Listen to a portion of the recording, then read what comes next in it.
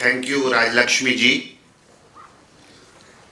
Rajiv Malhotra ji, Dr. Subramaniam Swamy, our Maharashtra VHS President, Dr. Ajay Sankhe ji, our Kerala VHS President T.G. Mohandas, who is popularly known in Kerala as the Kerala Subramaniam Swamy. And friends, first I must thank the dedicated team with Dr. Ajay Sankhe and the VHS team of Maharashtra for organizing this beautiful event for the citizens of Mumbai. And I also thank you for all having on a rainy day against heavy odds collected in large numbers. Almost about half the hall is outside also waiting and watching it in the stilt on closed circuit TV. So thanks for your wonderful response. How did VHS or Virat Hindustan all start about? In the year 2011, there were a lot of followers of Dr. Subramaniam Swamy since his 2G exposure and his fight against corruption. Very many followers were following him on the social media, especially on Twitter.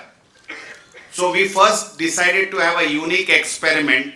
Why not have a conference, all our social media friends who are active, why not have an interaction directly with Dr. Subramaniam Swamy? So this Patriotic People's Conference, first meeting was held in Bangalore on the 25th of December in 2011. Some dedicated about 100 to 150 activists from all over India and abroad met in Bangalore and started to make an organized attempt to spread the message on the social media about fighting corruption, about Hindutva and all other related issues. And thereafter, it was no looking back. We had similar conferences in Hyderabad, Chennai, Mumbai, Delhi and other parts of India, Pune and other parts of India, in Gujarat and other parts of India, and regular interaction was taking place with our social media activist friends. In those days also a big debate used to take place. It's fine, you all are there, but how would we reach out our messages to the villages, rural India, other parts of India where we may be not strong, or maybe social media or we English speaking media have a limited reach. How would the corruption of the UPA government be ever exposed? How will the message reach to the masses? But in all our discussion, one thing was very clear. Whatever may be our impact of the social media activists, we must discuss, we must spread the messages, and then let's leave it the other thing to destiny, as we say. So this Dr. Swamy's followers kept on increasing, and with support from people like you, we had these numerous conferences, and you know what happened in May 2014. Thereafter in September, mid-September 2014, in Delhi, again we had this patriotic social media conference, and there, on the urging of all the members, Dr. Swamy was asked to formally make an organization. So this is how Virat Hindustan Sangam in mid-September 2014 was formed in Delhi.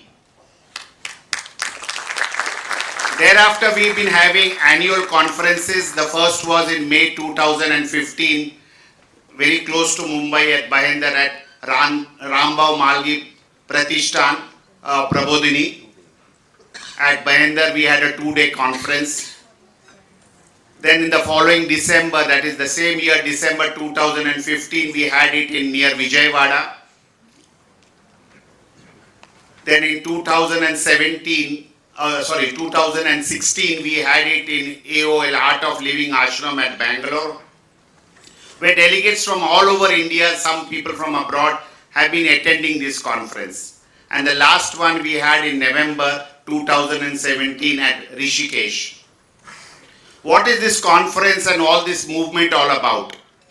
Basically, these are all followers of Dr. Swami and those who believe in Hindutva and his fight against corruption to all come together and have an exchange of views. And as one of our slogans says, it is to educate and empower. Because all those who are on the social media may want something to do with Hindutva, but do not know where to get the right answers and how to articulate our views. So in short, we are an organization which educates our members and sharpens their outlook so that they can put forth their views outside. We are not a political party. Many of us may be aligned individually to a party, but we have got members from cross sections. You will be surprised to know that we have many nationalist Muslim also our members, even from places like Kashmir, Aligarh and Mumbai. I'm just naming a few. So basically it is how to educate and on issues like 270, our glorious past, importance of Sanskrit, all these issues where a uniform civil code, ban on cow slaughter, what is its importance, what is its significance, all these our members articulate. Because we have been basically targeting, you will be wondering, we had a Sanskrit prayer and why are we having this conference in English?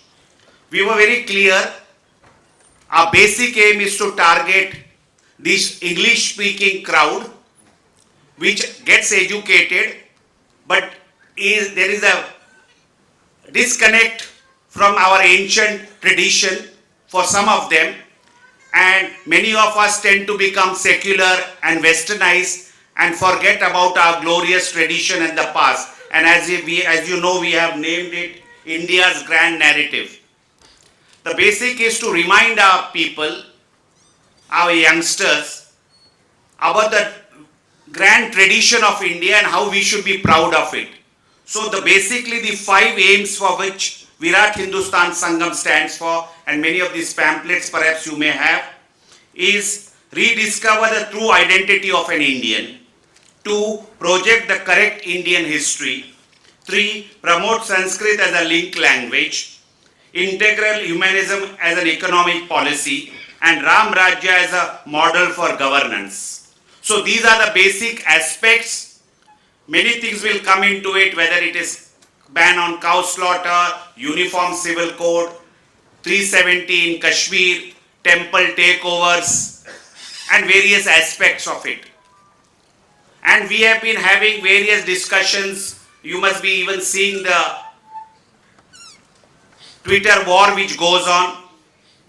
So this is part of our movement. We are not a political party. We do not want to be a political party, but basically is to try and influence the younger elements and also the decision makers on the correct aspect of what should be followed. So basically this is our movement, and I am very grateful to people like Rajiv Malhotra ji and Dr. Swami for giving us leadership on this issue. There are other organizations, other people all over the country and various parts of the world who have lent us a lot of support. We have units in 22 states of India. We have units right from Japan, Australia, Bangladesh, Singapore, Hong Kong, Middle East, places like US, Canada, and Europe and UK, where our members are very active and have been meeting and having various discussion and seminars and various other activities. Last year we had a very successful conference in the Mumbai Stock Exchange in June 2017 on Bos Indicus, how to save the Indian cow and its importance. And we had a tremendous response. South Mumbai, BSES, supposed to be a secular organization, but you'll be surprised they lent us support and co-sponsored the conference on a Sunday morning. And we had kept a fees of 500 rupees per delegate, and virtually it was full. Virtually people were begging us, please allow us inside. People had come all over from various parts of India. Basically of Maharashtra was basically represented there, but people came from all over India, and these were doctors, politicians, I would say bureaucrats, IPS officers, IAS officers, industrialists, and various aspects of Boss Indicus was discussed.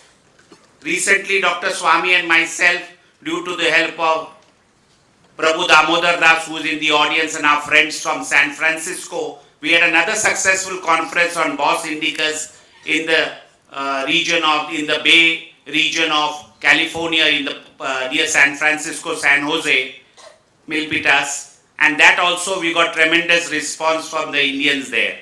So on various aspects, whether in rewriting of history or what is the true identity of an Indian, we have been having meetings and seminars all over India.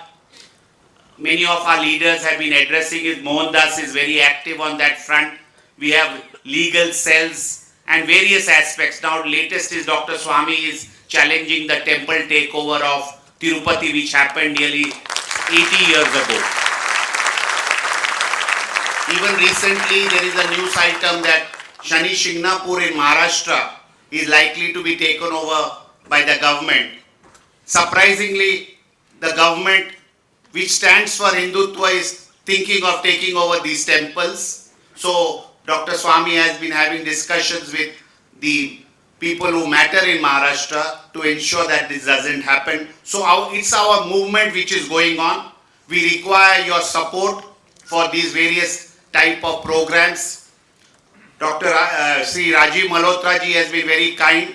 He keeps visiting India. He has given up a very lucrative profession and has devoted himself to what is writing of this book, so you can understand what's our glorious past has been and how to counter all these leftist tukde wale forces, how they are dividing India. He has been doing a great service and intellectually have been training us to face the challenges. So he has agreed again in the month of November to come and with Dr. Swami and VHS address another 5 meetings all over India. We are thankful for him also for his continuous support. So in short, this is what VHS is all about. Those who have not yet registered with our organization, I would request you, after you go home today or in the next few days, please go to our website www.vhsindia.org and register yourself and give us our support. Jai Hind.